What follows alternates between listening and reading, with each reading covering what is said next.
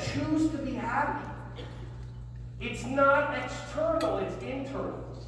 So my request of you for the rest of the day, check in with your heart on occasion.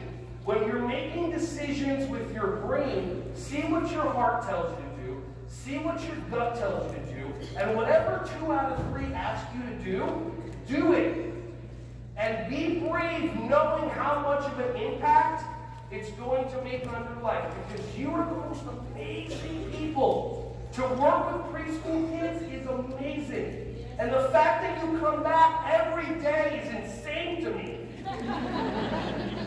And you do it because of the love that you have. So I want to acknowledge you. I want to appreciate you for being here. And I hope that your day is full of love, full of joy, and just full of everything wonderful that you can have. And maybe I'll see you at the book signing. Have a great rest of your day. I appreciate you all.